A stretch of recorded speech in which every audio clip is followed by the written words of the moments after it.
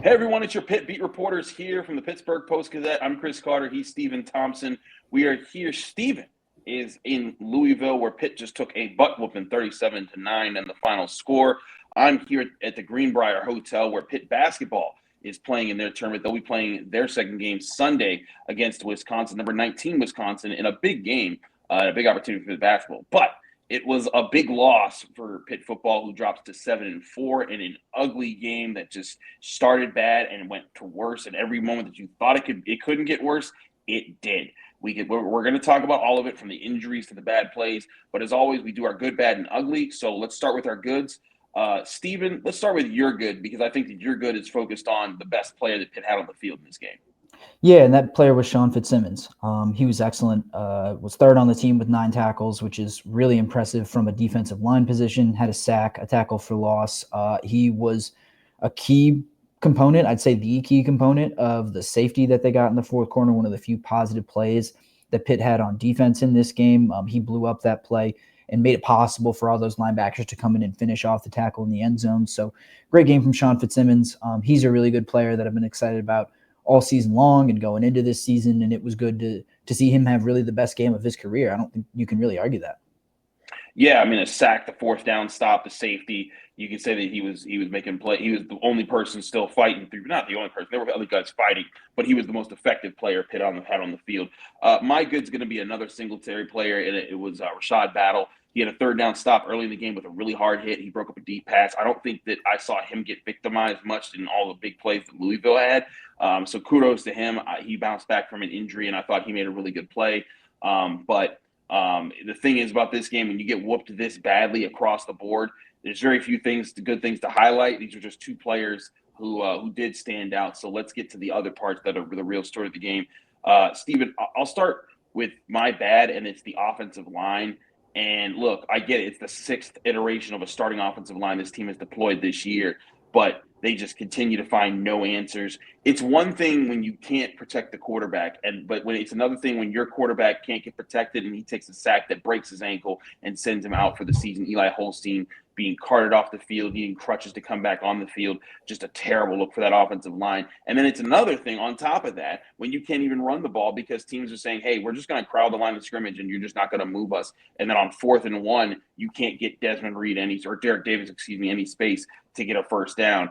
The offensive line is putrid. They've been bad for most of the season. There was hopes that with young guys like B.J. Williams and Isaiah Montgomery and other guys that they were floating in there, Brian Bears, another young guy, that some of them would improve. I'm not sure who has improved. Maybe B.J. Williams has, and we're just not noticing it. But the line as a group hasn't improved, and it's killed them in the second half of this season. They're a big culprit of all the things, and they're also contributing to the injuries, which is part of what you're about to talk about.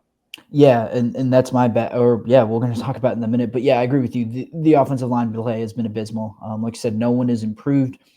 Injuries are one thing, and we're going to talk about that in a minute. But at the same time, the lack of depth is pretty glaring. I mean, you got to account for some injuries, especially up front. And Pitt doesn't really have anyone that you feel confident pulling off the bench and saying they are, at the very least, replacement level. I thought Terrence Moore was fine in this game at center. But he was pretty much the only one. I mean, yeah. Isaiah Montgomery, Terrence Enos hasn't worked out either. Just too many injuries for them to overcome. And, the guys that they are pulling off the bench are just not ready for prime time. And that's to be expected in some way. But like I said, the lack of depth is pretty glaring as well. And that goes all the way back to recruiting and coaching and having guys ready to play at the end of the day when they have a week of prep, when you know that a guy like Lyndon Cooper isn't going to be in. You have to be ready. You have to have guys that are ready, and Pitt does not have guys who are ready right now. Absolutely. What's your bad? Yeah, my bad is the big plays that they gave up. I mean, I believe Pitt gave up 6 plays of 20 yards or more. They gave up 4 plays of 30 yards or more. They gave up a 68-yard touchdown, I believe a 45-yard touchdown. It was just not good. It was the combination of a lack of strong tackling. It was a lack of sticky coverage. I mean, a lot of these corners got beat. Rylan Gandy, who I think has been one of the better players on this defense all year. He had a rough day. Had a big missed tackle early in the third quarter against Ja'Cory Brooks, who only had 2 catches but managed to have 101 yards and a touchdown. But Gandy's weak effort at a tackle led to a 68-yard touchdown. But also, I mean, there were tons of plays where they just weren't in position. They just got beat. And, I know Louisville's got some good receivers, but, Pitt, I thought, had good corners. And you said Battle played pretty well today, but Gandy is supposed to be the leader in that room. He's supposed to be the best one, and he did not play well today. But at the same time, the tackling wasn't very good. They didn't rally to the ball in the way that they should to stop bigger gains from happening. Isaac Brown, who we talked about in our pregame video, came in averaging 7.4 yards per carry, had 7.2 today. He was pretty much at his similar pace, and those big plays. It just started to snowball at a certain point. You didn't become surprised at them at the end of it. They were just deflating. You covered that pretty accurately, so I don't need to add on to it. It was just abysmal on the tackling, on the limiting of big plays. Let's get to the uglies. Let's leave with your ugly here because it was something that I referenced earlier. Yeah, the injuries, and it's not just the number of injuries. Pitt came into this game with Lyndon Cooper down. You had another Branson Taylor offensive lineman, probably your best offensive lineman, out for the year. And then you lose Eli Holstein to a really gruesome injury. The third time in 2 weeks that a Pitt player has been carted off, a Pitt offensive player has been carted off of the field. And I think that's just kind of demoralizing to see. It's not just that it's your starting quarterback, but that's one of your teammates, that's one of your brothers. And to see so many injuries like that in such close succession, I can't even fathom what it has to have been like to have been on the field and just see another one of those guys go down. But then, Konate Mumpfield misses a large chunk of this game. After taking a big hit, he gets shaken up. Desmond Reed goes down at the end of this game. We don't know what his status is. He's been banged up pretty much all year. So these injuries are starting to mount. It's really testing Pitt's depth. And at the same time, they are just a bummer. If you're a player on Pitt's team, I think you just have to be pretty demoralized by all of the injuries as they start to mount and then the nature of those injuries. I agree. And it's demoralizing, and it's just it's literally adding injury to insult because Pitt just getting whooped the way it has, and also on to be the newest addition onto what's now a 4-game losing streak after you started the season so strong at 7-0. It's tough, and I'm gonna my ugly is gonna be how this thing is snowballed, and not just all the games, but how this game I think is representative of how Pitt's been this season. They came out, they had an idea, they were attacking down the field, and then Eli Holstein throws an interception at the goal line where there's a wide open Konate Mumpfield in the end zone. Pitt gets a stop on a field goal, but then Eli Holstein gets hurt, and then Louisville walks into the end zone. Nate Yarnell comes out, looks like he's starting to figure things out. He throws an interception, and it just kept getting worse and worse and worse. And with every mistake, another success for Louisville, and it just got out of hand. Just like the end of the season has got out of hand, And again, I'm not saying that their losses erase their 7-game win streak to stop the season, because it doesn't. You won 7 straight. You earned the winning season. You earned bowl eligibility. All that's there. But when you think back to how everything was lined up for them back just like 4 weeks ago, even with the SMU loss, even with the Virginia loss, there was still hope that you could salvage the season. Like if they had beaten Clemson and they had won this game, there was there's still a legitimate chance at the ACC title appearance with things and how they're playing out. But when you have those losses, these things are snowballing. And I also want to point out that, I know some people are going to look at this and say, well, they're not even close to being a contender. I think that's what's disappointing. They are close because, again, you look at some of the games that they had. If they win against Virginia, win against Clemson, and they don't get destroyed in this game, even if they do get destroyed in this game, they're a 2-loss team going into this point, and you're still looking at this as hey, this is still a very successful year. But the problem is when you have these type of mistakes, and they compound into other mistakes, and that tells me the maturity of a team, how they take adversity and respond to them. Early on in the season, they look like a team that responded to all sorts of adversity. The comeback against Cincinnati, the comeback against West Virginia, the injuries that they did suffer at the early part of the season.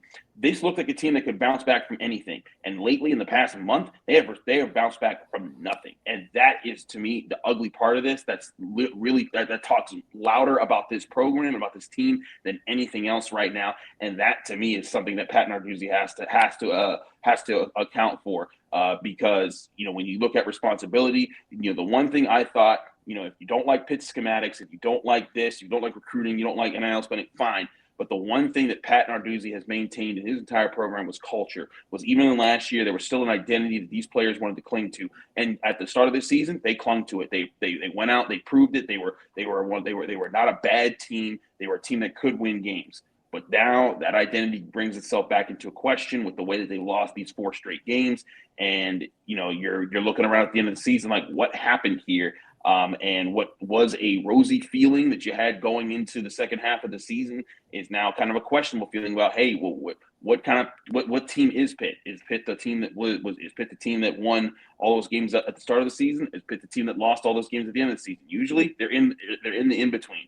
But that was a question that you didn't have to ask about a month ago, and now you do. And again, it's from snowballing issues, and Pat Narduzzi has to stop that at some point. Now they got a BC team coming up next week that they're going to have to play on the road, who just demolished North Carolina last week. They look very confident. Pitt doesn't look very confident, and it would take a heck of a turnaround to get that win before their bowl game, whatever bowl game it will be. And now it won't be a good bowl game based off of how they've played. So it's a shame that's how this is how the season's played out, but. That's where it is, and Pitt has to figure out a way to bounce back from it. Yeah, and I think you can't really argue that this is an improvement off of last year. This is a better team, top to bottom. Yes, they have a lot of promising players who are at least eligible to return next year, but there's no escaping that the vibes are completely rancid right now. Between the injuries, between losing 4 in a row, that 8th win, that game against Boston College, the potential 8th win, I should say, doesn't matter nearly as much as just kind of stopping the bleeding, Yeah. Just trying to end this season on a high note, trying to give your players something positive to grab onto, because the past month has just been nothing positive at all.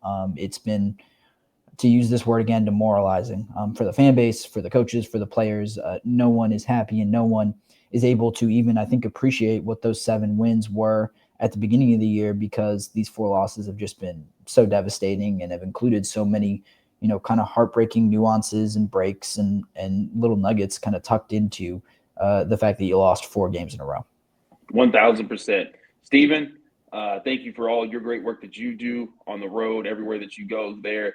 And if you all want to get more of his work and more of our work, be sure to subscribe to the Pittsburgh Post-Gazette. Read all of our work at post-gazette.com. We'll have all our fallout from this game and where Pitt stands, as well as Stephen's 5 thoughts about the Pitt situation after this game. But we also there's also a really big game for Pitt basketball. They're still undefeated. They're 6-0, facing a number 19 Wisconsin team that just whooped up on UCF and looks like it's going to be a real threat. If Pitt basketball wins this game, it might be undeniable for them to be a ranked team when the league turns around in just a couple days. So we get all that coverage at the Pittsburgh Post-Gazette. I'm Chris Carter. He's Stephen Thompson in Louisville. I'm here at the Greenbrier Hotel in West Virginia. We will be covering all those things Pitt right here for the Pittsburgh Post-Gazette. Stay tuned for all of our coverage.